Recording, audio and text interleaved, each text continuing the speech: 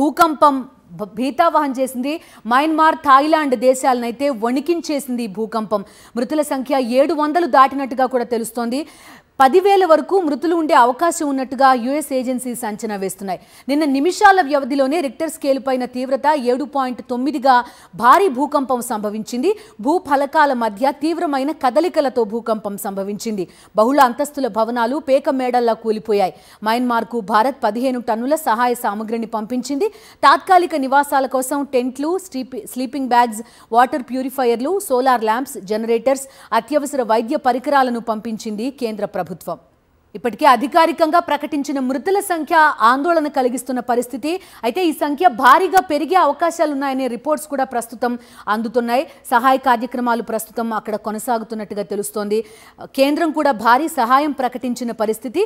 పూర్తి డీటెయిల్స్ అడుగుదాం. మా కరెస్పాండెంట్ వెంకటేష్ మనకి లైవ్లో అందుబాటులో ఉన్నారు. దీంతో పాటుగా ఇంకా 2-3 రోజులు వరుస భూకంపాలు వస్తాయనే భయం అక్కడ ఉండడంతో ప్రజలు తీవ్ర భయాందోళనల మధ్య బతుకుతున్నారు. వెంకటేష్, చెప్పండి, ఏం జరుగుతోంది ప్రస్తుతం? సహాయక చర్యలు ఎలా ఉన్నాయి? అదేవిధంగా కేంద్రం కూడా భారీగా ఆహార సామగ్రి వీటన్నింటినీ పంపిస్తున్నట్టు తెలుస్తోంది. మీ దగ్గర ఉన్న అప్డేట్స్ ఏంటి? మయన్మార్, థాయిలాండ్ ను భారీ భూకంపం వణికించింది.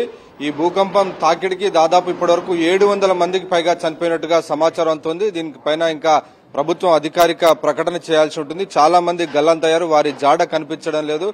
పెద్ద బహుళ అంతస్తుల భవనాలు, పురాతన భవనాలు, ఆసుపత్రులు, పురాతన మందిరాలన్నీ కూడా నేలమట్టమైనటువంటి పరిస్థితి. సో తీవ్రత, ఆస్తి నష్టం, ప్రాణ నష్టం ఎక్కువగా మయన్మార్ లో ఉంది. మయన్మార్ రాజధాని నేపిటా అనేటువంటి నగరంలో ఎక్కువగా ఈ తీవ్రత ఉంది. సో ఈ నగరంలోని చాలా మంది జాడ గల్లంతైనటువంటి నేపథ్యంలో దాదాపు మృతుల సంఖ్య 10,000 వరకు ఉండొచ్చు అనేటువంటి ఒక అంచనా వస్తుంది. సో ఇది ప్రపంచ సమాజాన్ని కూడా తీవ్ర ఆందోళన పరుస్తున్నటువంటి పరిస్థితి. ఆ నేపథ్యంలో ఇప్పటికే భారత్ మయన్మార్ కు సహాయాన్ని ప్రకటించింది. ఇప్పటికే 15 టన్నుల సహాయ సామాగ్రిని అక్కడికి పంపించారు.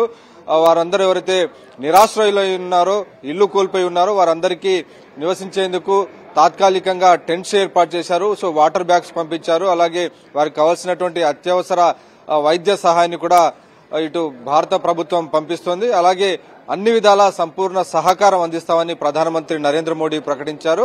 సో ఈ నేపథ్యంలో అక్కడ ఉన్నటువంటి ప్రజలైతే తీవ్రమైనటువంటి భయాందోళనతో ఉన్నటువంటి నేపథ్యంలో భారీ ఎత్తున ప్రపంచ దేశాల నుంచి వారందరూ కూడా సహాయాన్ని అర్థిస్తున్నారు. ఇటు థాయిలాండ్ లో కూడా, బ్యాంకాక్ లో కూడా పెద్ద ఎత్తున భారీ భూకంపం సంభవించిన కారణంగా అక్కడ కూడా ప్రాణ ఆస్తి నష్టం జరిగింది. సో ఇటు మయన్మార్ తో పోలిస్తే ఇటు థాయిలాండ్ లో కొంతమేర ఆస్తి ప్రాణ నష్టం తక్కువగా ఉన్నప్పటికీ మయన్మార్ లోనే భారీ ఎత్తున 7.7 తీవ్రతతో భూకంపం సంభవించిన కారణంగా పెద్ద పెద్ద నగరాలన్నీ కూడా పూర్తిగా నేలమట్టమైనటువంటి ఒక హృదయ విదారక దృశ్యాలన్నీ కూడా మనకు కనబడుతున్నాయి. రోడ్డుపైన వస్తున్నటువంటి వాహనాలు పడిపోతున్నాయి, భవనాలు కూడా కూలిపోతున్నటువంటి దృశ్యాలు సామాజిక మాధ్యమాల్లో చక్కర్లు కొడుతున్నటువంటి పరిస్థితులు మనం చూస్తున్నాం. సో ఈ నేపథ్యంలో ప్రధానమంత్రి షినవత్రా ఒక ఎమర్జెన్సీ ప్రకటించారు దేశంలో.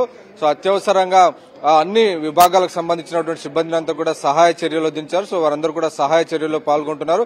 ప్రపంచ దేశాలను కూడా సహాయం పంపించాలని వారు అర్థిస్తున్నారు. నిజానికి ఈ మయన్మార్ అనేటువంటి ప్రాంతం కూడా ఇటు ఆ ప్రాంతం ఈ హిమాలయ పర్వత శ్రేణుల్లో ఉన్న కారణంగా దాన్ని రెడ్ జోన్ గా ప్రకటిస్తుంటారు, రెడ్ జోన్ గా పిలుస్తుంటారు. సో ఈ రెడ్ జోన్ లో తీవ్రమైనటువంటి భూఫలకాల మధ్య ఉన్నటువంటి ఒరిపిడి కారణంగా ఈ భూకంపం సంభవించింది. సో 18 mm స్పీడ్ తోటి నిన్న మధ్యాహ్నం ఈ భూకంపం సంభవించిన కారణంగా ఇంతటి ప్రమాదం, ఇంతటి విలయం సంభవించింది. Bindu. Right Venkatesh, thank you. అయితే మయన్మార్కు ఆపన్న హస్తం అందించింది భారత్. భారీ భూకంపాలతో అతలాకుతలమైన ఆ దేశానికి సాయం చేసేందుకు ముందుకొచ్చింది. ప్రధాని మోదీ ఆదేశాల మేరకు దాదాపు 15 టన్నుల సహాయ సామగ్రిని పంపించింది. భారత్ వాయుసేనకు చెందిన C-130J ప్రత్యేక విమానం హిండన్ ఎయిర్ ఫోర్స్ బేస్ నుంచి మయన్మార్ బయలుదేరి వెళ్లింది. బాధితులకు అవసరమైన ఆహార పదార్థాలతో పాటు తాత్కాలిక నివాసం కోసం టెంట్లు, స్లీపింగ్ బ్యాగ్స్ ని, water purifiers, solar lamps, generators, అత్యవసర వైద్య పరికరాలను మయన్మార్కు పంపించినట్టు ప్రభుత్వ వర్గాలు వెల్లడించాయి.